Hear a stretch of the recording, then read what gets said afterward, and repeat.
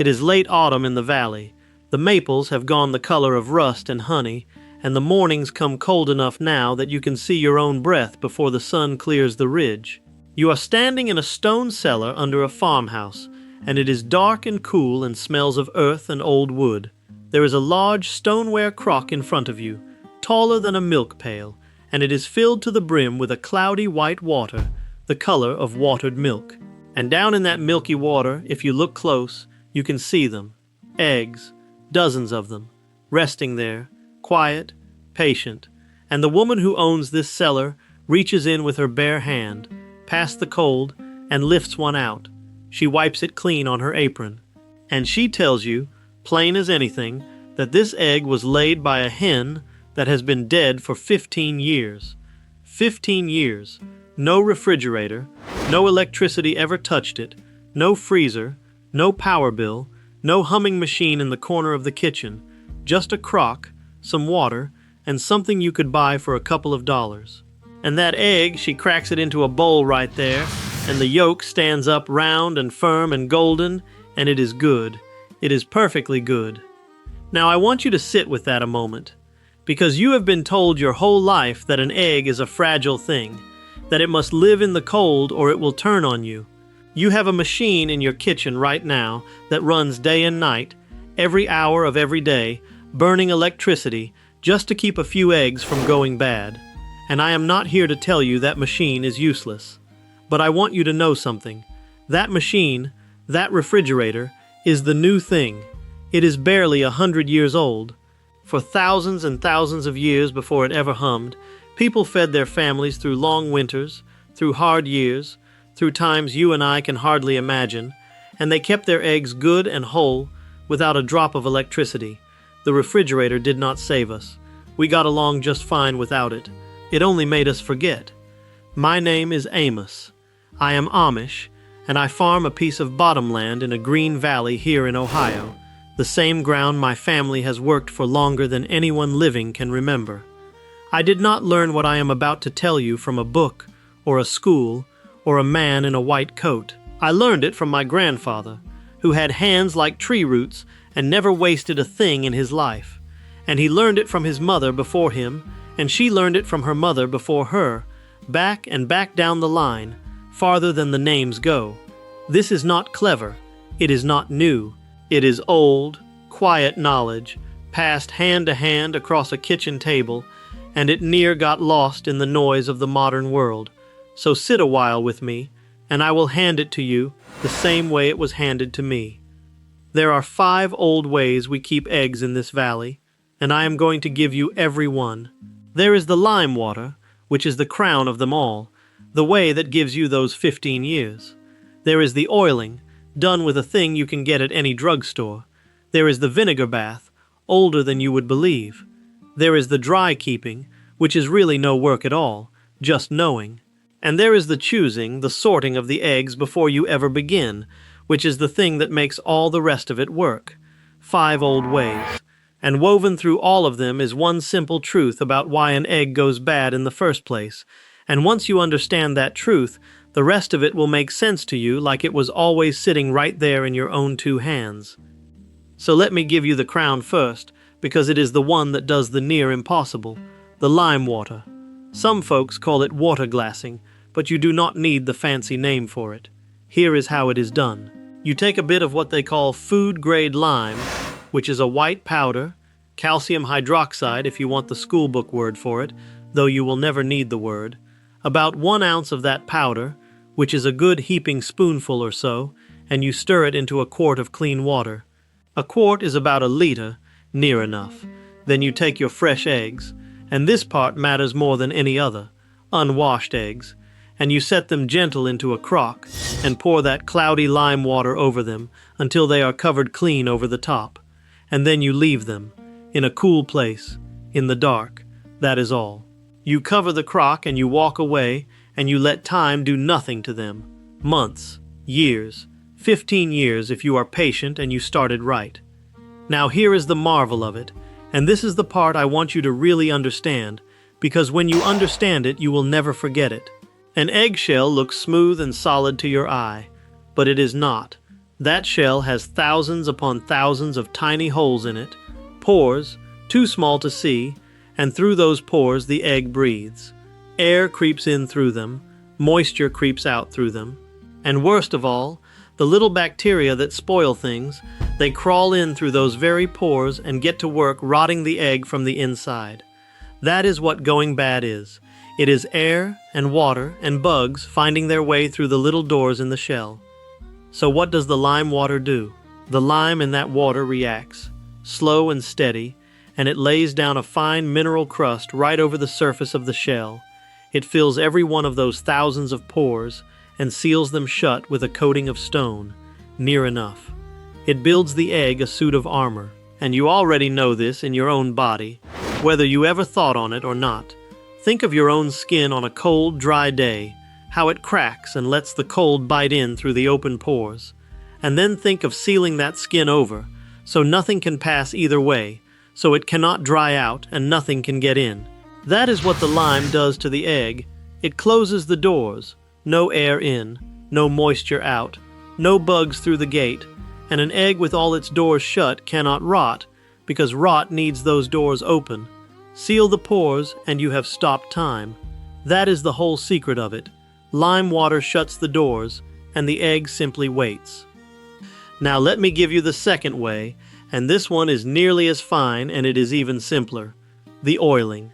For this you want mineral oil, and here is a thing most folks do not know.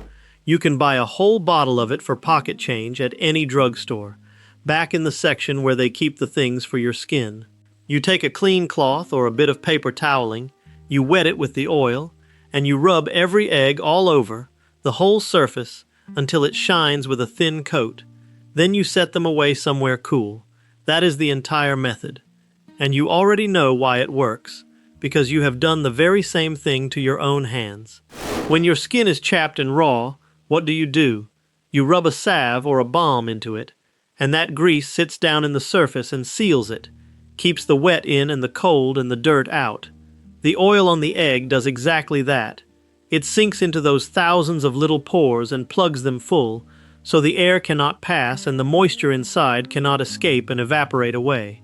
It is a barrier cream for an egg, the same instinct your grandmother had when she rubbed lard into her cracked knuckles in January. That same instinct is what keeps an oiled egg fresh for the better part of a year. It is the same idea as the lime, only done with grease instead of stone. Seal the pores, shut the doors, the egg waits.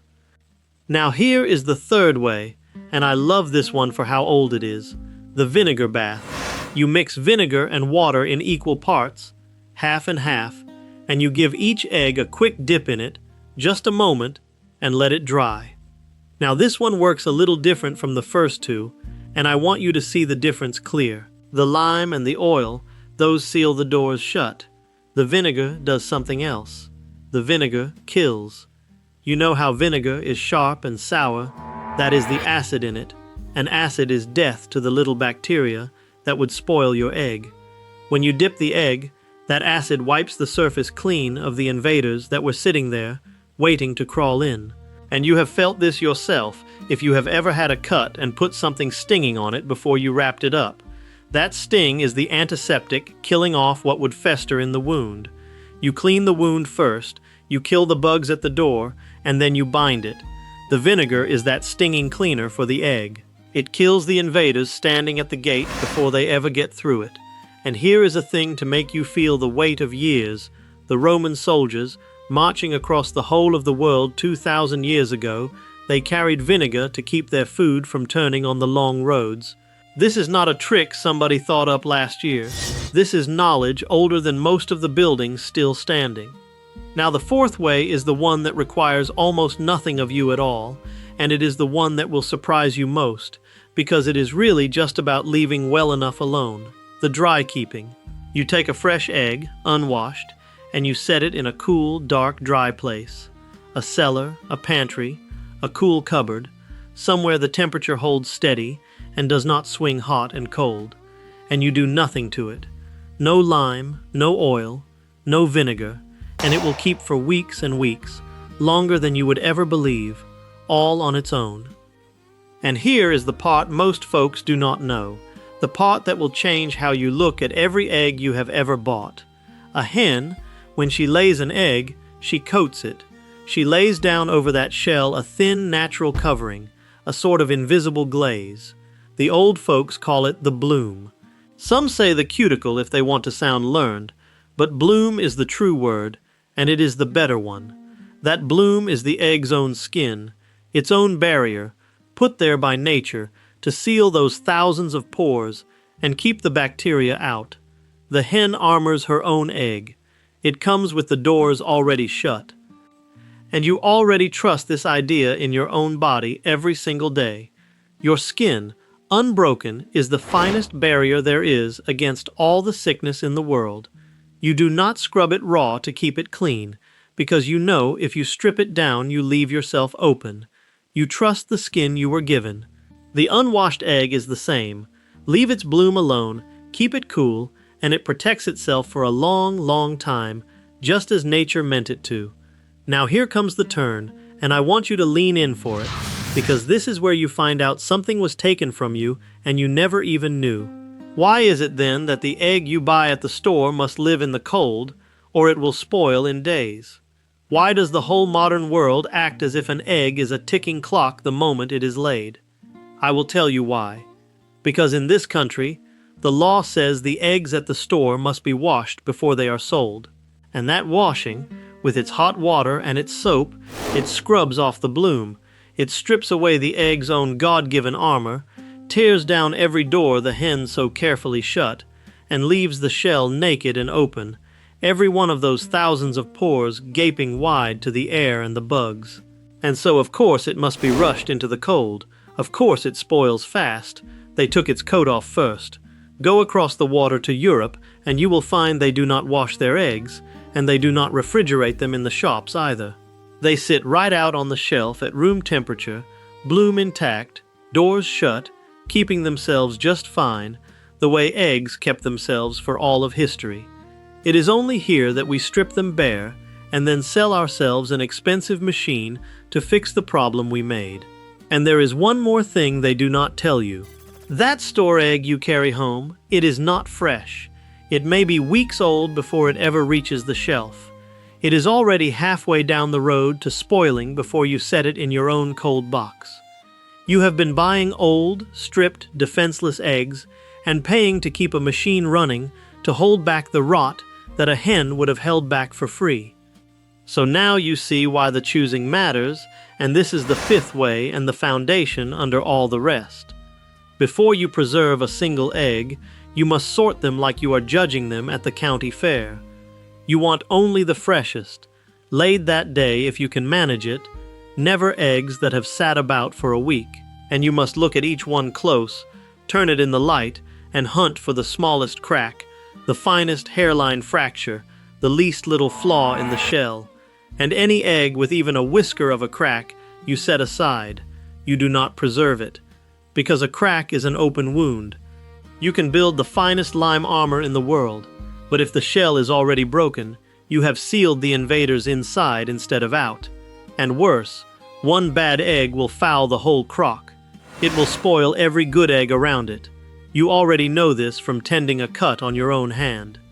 If the skin is broken, the infection walks right in no matter what salve you lay on top, and you have got to see to that broken skin first before anything else can help. So you triage your eggs like a nurse triages wounds.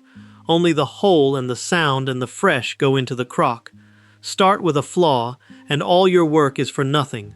Start clean, and you can keep them 15 years. Now I need to stop and speak to you plain for a moment, the way my grandfather would have, because this is food, and food done wrong can hurt the people you love. I would rather you trust me than be impressed by me. So hear this clearly. Preserving eggs is old and safe and true, but it must be done with care. Start small the first time, with a few eggs, not 100. Use only clean, fresh, unwashed eggs, and clean crocks and clean hands. And when the day comes to eat one of your kept eggs, you test it first, every time, no matter how sure you are. Here is the test. You set the egg in a bowl of plain water. If it sinks and lays down on its side at the bottom, It is good, it is sound, you may use it. But if it floats up and stands on its end or bobs to the top, you throw it out. You do not crack it, you do not smell it, you do not take a chance, you throw it away. And you already understand exactly why this test works, because it is nothing but weighing what is left inside.